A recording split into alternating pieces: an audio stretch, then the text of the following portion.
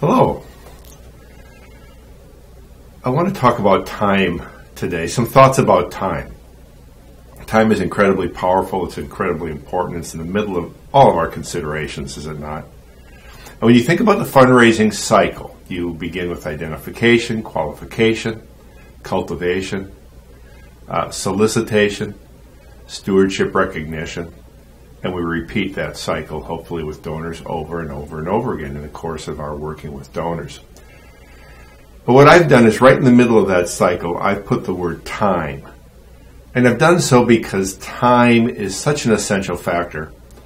And time really begins and ends with the donor. Time belongs to the donor because we as fundraisers should be donor-centric in how we approach our donors. Time really belongs to them. And as the donors who choose to do what they wish with their resources in the time frame in which they want to give those resources. And we know that it's complicated for our donors because many of our donors support many causes. They have family, professional, business, all kinds of considerations far beyond the scope of the interactions that we have. And so time belongs to them. And they evaluate their giving in the context of their time and the many, many considerations that are factors in their lives. But of course, time is very important to us. We have very important projects, we have programs, we have people we serve, people we try to empower, and we need to raise funds in order to do so. That's why we exist. We have a role as fundraisers, as major gift fundraisers. And these needs oftentimes have certain urgency, they're paramount, they're priorities that are important, and there's expectations on us as fundraisers that we, in fact, go and find resources, finding partners to join with us to address these very important concerns of the organizations we represent.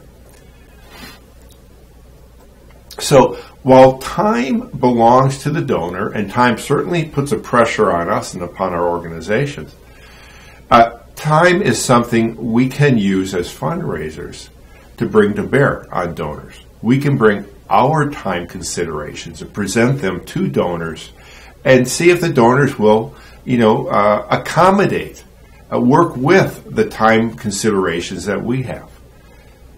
If it's something urgent we're trying to address, we need to talk about urgency and talk about specifically when support is needed and why. That's the heart of the case.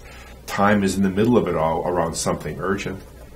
And when we have longer range projects that we're raising money for, we can create time frames.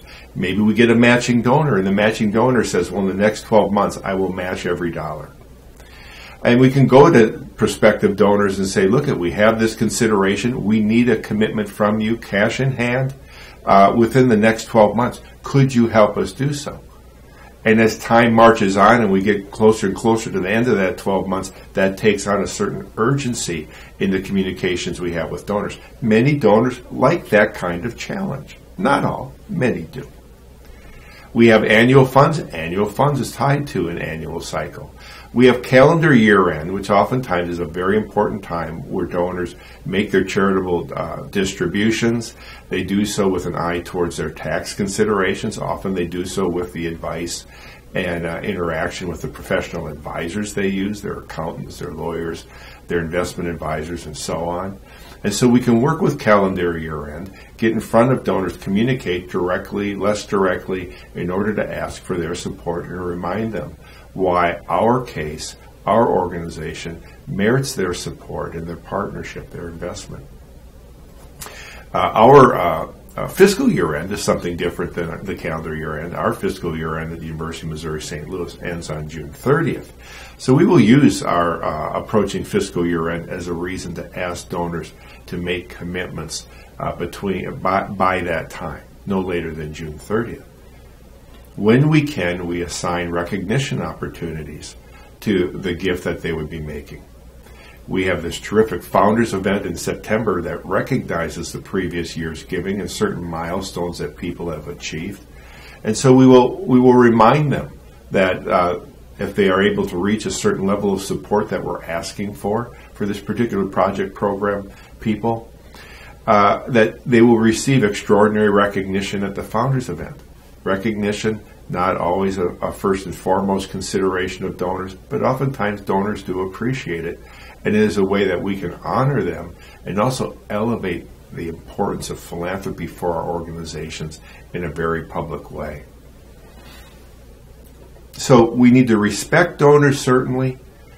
Time belongs to them, but it is our job as fundraisers to bring our time considerations into play to see whether we cannot get those donors to work within our time frame to accomplish the mission to which we have been empowered and that we represent, and invite them to join us in the mission as partners and investors, supporters.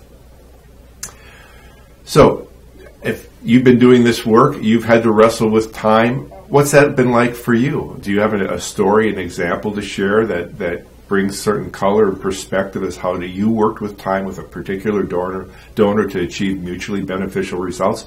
If so, I'd like to hear it. I want to thank you very much for listening.